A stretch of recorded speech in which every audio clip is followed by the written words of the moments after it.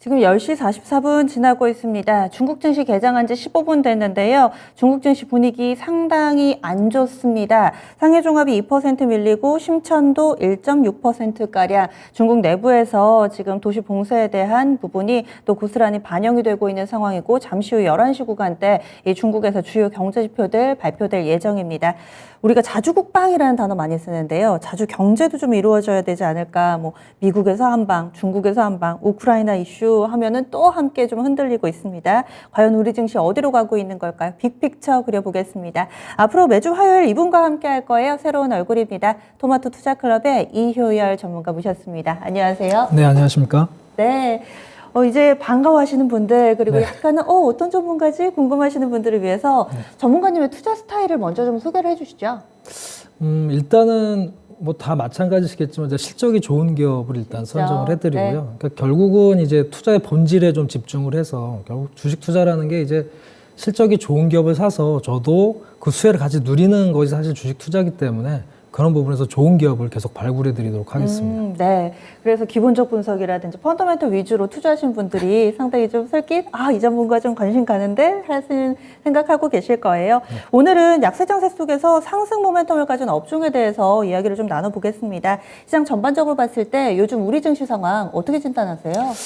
최근에 사실 증시가 굉장히 어렵습니다. 그래서 투자자분들도 굉장히 투자하시기가 좀 어렵지 않을까라고 생각이 좀 들어요. 그래서 최근에 보면 환율이 굉장히 가파르게 오르고 있습니다. 이제 아무래도 이제 증시하고 환율하고 굉장히 밀접한 관련이 있고 특히나 이제 외국인들의 수급에 이제 환율이 많이 작용을 하기 때문에 근데 최근에 보면은 1,200원 돌파 이후에 한 달이 채 안 됐는데 지금 1,250원 근처까지 맞아요. 지금 환율이 급등을 하고 있기 때문에 잘 아시다시피 이제 환율이 상승을 하게 되면 사실 증시에는 이렇게 좋은 모습이 나오지는 않습니다. 이제 그렇다 보니까 우리 증시도 굉장히 약한 모습이고 특히나 이제 미국 증시 같은 경우에도 추세적으로 보면 물론 이제 최근에는 약간 디커플링 되는 모습, 그러니까 미국의 어떤 증시의 등락보다 우리 증시가 조금 더 안전하게 버티고 있는 모습은 보여주고 있긴 합니다만은 추세적으로는 좀 같이 따라가는 것 같아요. 그래서 일단 강하게 지금 치고 나가고 있지 못하는 상황이다라고 말씀을 드리겠고요. 또 그런 부분 때문에 외국인들 같은 경우에도 매수하기에는 좀 부담스러운 상황이다. 그래서 최근 한 달간 보면은 외국인들이 한 5조 원 이상 지금 우리 증시에서 매도를 하고 있기 때문에 이런 상황에서는 사실 증시가 상승을 본격적으로 하기에는 조금 시간이 걸리겠다는 말씀을 드리겠습니다. 네. 그래서 환율이 조금은 신경이 쓰이고 이에 따라서 외국인 수급도 부진하고 악순환의 고리가 어찌 보면 좀 만들어진 것 같은데요. 네네. 그러면 이번 주에 우리가 좀 주목할 만한 증시 이슈, 전문가님이 보시는 중요한 점들 좀 꼽아주세요. 뭐 다들 또 이제 아시는 내용이긴 한데요. 네. 이제 이번 주가 굉장히 변동성이 좀 나올 만한 이슈들이 좀 많습니다. 뭐 가장 대표적인 거는 사실 이제 우크라이나 전쟁이 되겠죠. 사실 그 전까지만 해도 우크라이나 전쟁이 일어날 거라고 생각을 못 했어요, 사실은. 그냥 겁만 주고 이제 전쟁이 일어나지 않을 거라고 생각을 했는데 실제로 확전이 되면서 굉장히 증시에 부담 요인으로, 그러니까 생각지 못한 이제 악재가 발생을 한 거죠. 만약에 하더라도 단기에 끝날 거라고 했는데 지금 너무 길어지잖아요. 네, 저도 사실은 좀 빠르게 끝날 줄 네. 알았는데 이게 좀 길어지다 보니까 이런 부분은 사실 증시에 좋을 수가 없거든요. 그래서 이제 이런 부분이 가장 크다. 그래서 지금은 우크라이나 사태가 어떻게 귀결이 되느냐, 예를 들어 휴전을 한다든지 뭐 철군을 한다든가 아니면 협상이 좀 진척이 있다든가 이런 뉴스에 굉장히 귀를 기울여야 될 것 같고요. 물론 이제 저희가 그런 세부적인 내용을 실시간으로 알 수는 없습니다. 굉장히 이게 변동성이 이렇게 바뀌는 상황이기 때문에 투자자 여러분들께서는 그런 부분을 좀 충분히 체크를 하시고 또 그런 부분이 좀 완화가 됐을 때 이제 매수를 한다든지 이런 부분 체크를 하셔야 될 것 같고요. 그 다음에 또 중요한 거는 이제 결국 이제 미국의 FOMC 회의가 오늘 밤부터 이제 열리게 됩니다. 그래서 지금 원래 그전에는 0.5bp를 올리겠다고 얘기를 했었는데 이제 우크라이나 전쟁이 일어나다 보니까 지금 0.25bp 정도 올리겠다는 게 이제 90% 이상이에요. 네. 그래서 이제 그런 부분은 이제 우리 투자자 여러분들 이제 인지를 하고 계신데 중요한 거는 이제 FOMC 회의에서 과연 향후에 뭐 금리 정책이 어떻게 될 것인가. 그러니까 예를 들어 지금 6회 정도 또는 그 미만으로 그렇죠. 생각을 하고 있는데 네. 만약에 그걸 좀 더 과하게 한다든가 또는 이제 양적 완화에 대한 축소 부분이 어떻게 되는가 이런 부분에 대한 코멘트도 굉장히 중요할 것 같기 때문에 이 두 가지 이슈가 결국은 시장의 흐름을 판가름할 거다라고 말씀을 드리겠습니다. 네, 그래서 우크라이나의 지정학적 리스크와 FOMC에 가장 중요하다 이렇게 얘기를 해주시네요. 그러면은 이제 시장 전반으로는 좀 어려운 분위기인데 이 상황 속에서도 좀 관심을 가져야 될 만한 섹터 어떤 쪽으로 보세요? 사실 우리나라 증시 같은 경우에는 이 성장주 비중이 굉장히 큽니다. 그러니까 예를 들어서 반도체라든지 또 요즘 뻗어나가고 있는 2차 전지라든지 금융주 이런 섹터들을 합치면 거의 50% 가까이 되거든요. 그래서 사실 이 업종들이 상승을 해주지 못하면 사실 시장이 올라가기는 좀 버겁습니다. 근데 최근 들어서 보면은 이제 우크라이나 전쟁도 있었고 그 다음에 이제 그러다 보니까 원자재 가격 상승이라든가 그렇죠. 또 미국 증시 같은 경우에도 필라델피아 반도체 지수도 계속 하락을 하고 있거든요. 이제 이런 부분이다 보니까 성장주가 상승 못하고 있는 상황이에요. 그래서 그런 부분에서는 굉장히 어려운 시장이지만 그런 상황 속에서도 이제 테마라든가 또는 개별 모멘텀이 좀 부각되는 업종들이 좀 있습니다.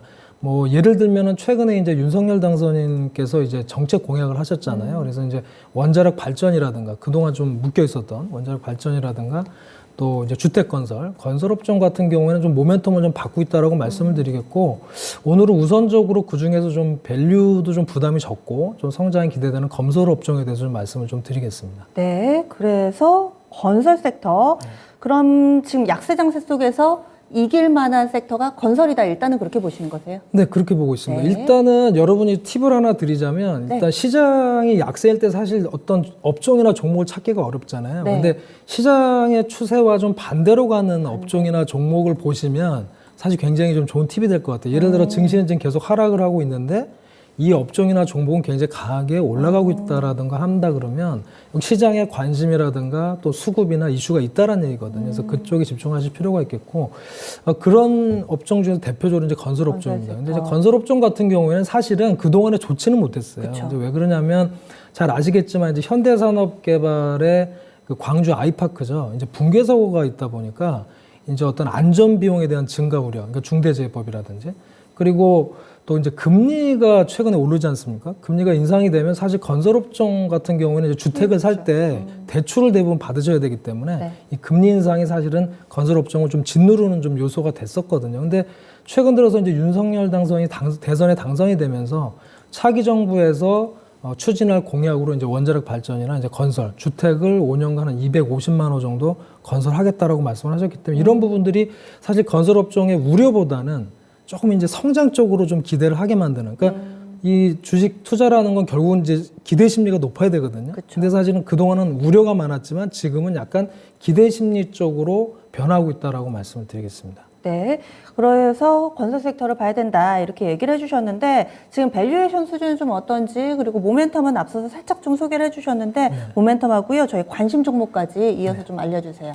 네, 앞서 말씀드렸습니다만 이제 이 윤석열 당선인의 공약이 이제 250만 원 건설하겠다라는 그런 부분이었고요. 또 하나는 이제 그동안에 규제가 좀 많았어요. 초과이익 환수제라든가 또는 분양가 상한제라든가 이런 규제가 많았는데 아직 뭐 실현된 건 아닙니다만 이제 공약 상황에서 그런 쪽을 완화하겠다라고 말씀하셨기 때문에 이런 부분들이 기대감을 형성하고 있다라고 말씀드리겠고 또 하나는 이제 일기 신도시 재정비 그다음에 정비 사업지가 이제 굉장히 많이 나오고 있어요. 그러니까 이 지금 30년 이상 된 아파트가 굉장히 증가를 하고 있거든요. 매년 증가를 하고 있는데 2030년, 2040년 갈수록 뭐 400만 호, 800만 호 이렇게 굉장히 증가를 하고 있습니다. 그래서 평균적으로 따져보면 매년 한 11만 호 정도가 나올 것으로 예상이 되고 있어요. 근데 이제 그동안에는 부동산이 이제 급등을 하고 이제 문제가 생기다 보니까 정부에서 이 재건축이나 이런 부분에서 규제를 좀 많이 했었거든요. 근데 이런 부분도 새 정부 들어서는 이제 완화될 것으로 좀 기대를 하고 있습니다. 그래서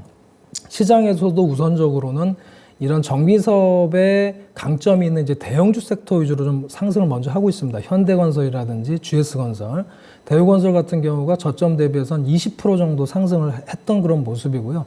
밸류에이션상으로는 이런 대형주들 같은 경우는 한 PER 한 10배 정도 수준 현재 나타내고 있습니다. 그래서 먼저 좀 앞서서 좀 상승을 좀 많이 했고요. 따라서 이제 그렇지만 이제 후발주자들, 중소형 건설사라든지 이런 부분들은 사실은 상승률이 그거는 못 미칩니다. 한 10% 정도 상승을 했는데 다만 이제 우선적으로는 대형 건설사에 우선 관심을 두는 전략이 필요하다고 말씀을 좀 드리겠고요. 이것도 또 하나 팁이 될 수 있겠습니다만 지금 이미 좀 많이 올라 있거든요. 대형 건설사 올라 있기 때문에 뭐 바로 따라가시는 매수보다는 좀 분할 매수라든가 또는 네. 이제 많이 올랐기 때문에 또 조정을 좀 보일 수도 있고 눌림목을 보일 수도 있거든요. 또 시장 자체도 시장 분위기가 지금 강세장이 아니기 때문에 네. 이제 이런 부분을 활용해서 좀 매수를 하시면 좋을 것 같다는 말씀을 드리겠습니다.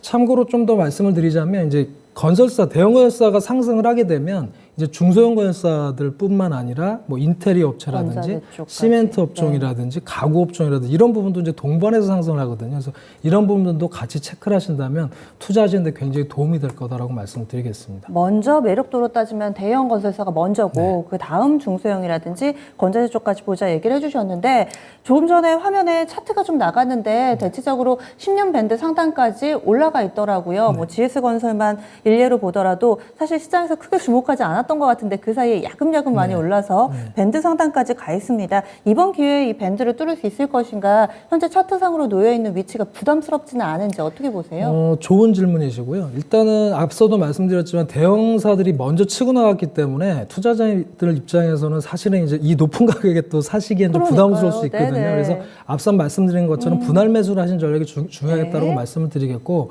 또는 앞서 말씀드린 건 모멘텀 플러스 건설사들이 체질이 많이 변하고 있어요. 그러니까 예를 들어서 원가 절감이라든가 이런 노력을 많이 하고 있고, 옛날 같은 경우는 중동 수주가 사실 50% 이상 막 되고 이랬던 적도 있거든요. 근데 중동 부분이 한 30% 줄어들고, 그 얘기는 무슨 얘기냐면 건설사들이 저가 수주를 안 한다는 얘기입니다. 지금은 수익성 위주로 많이 변하고 있거든요. 그래서 굉장히 건설사들 체질이 많이 변하고 있다고 말씀을 드리겠고, 또 하나는 건설사들이 건설만 하는 게 아니라 사실은 이제 다각화를 하고 있습니다. 그래서 신재생 에너지 분야라든지 또 환경 사업이라든지 또 예를 들면 최근에 이제 원자력 발전 건설소 같은 경우도 현대 엔지니어링이라든가 건설사들이 좀 또 참여를 하고 있기 때문에 모멘텀은 많을 것으로 생각을 하고 있습니다. 그리고 좀 전에 원가 절감 얘기해 주셔서 한 가지만 더 여쭤볼게요. 요즘에 원자재 가격이 네. 많이 오르면서 이 부분이 네. 부담이잖아요. 게다가 시멘트 들어가죠, 철강 들어가죠. 네, 근데 맞습니다. 다 오르고 유연탄이 보니까 또 러시아의 의존도가 상당히 높아가지고 맞습니다. 또 시멘트 가격 오르고 이 원자재 가격 상승으로 인해서 받는 영향은 어떻게 보세요?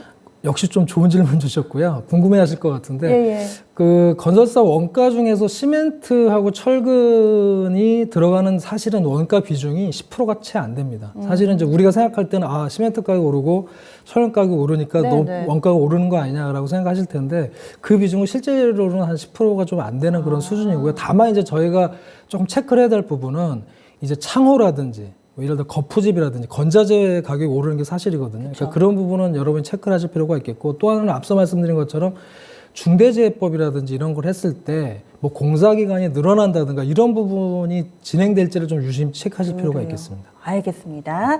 이렇게 해서 건설 섹터 좀 매력적이다. 오늘의 결론을 내려주셨는데 그러면 큰 그림 그려주시죠. 네, 그래서 다시 한번 말씀드리면 일단 가장 중요한 건 시장이 가장 중요합니다. 제가 시장을 먼저 말씀드린 것도 투자하실 때 시장을 먼저 보셔야 되기 때문에 시장이 다시 상승으로 전환하는지를 보셔야 되고, 그래서 시장이 약세라는 부분 분명히 인지를 하셔야 될 것 같고요. 그 중에서 우리가 모멘텀이 좀 부각이 되는 또 실적이 뒷받침되는 이런 업종에 집중하자라고 말씀을 드리겠습니다. 네, 알겠습니다. 앞으로 많은 코너에서 좀 뵀으면 좋겠어요. 고맙습니다.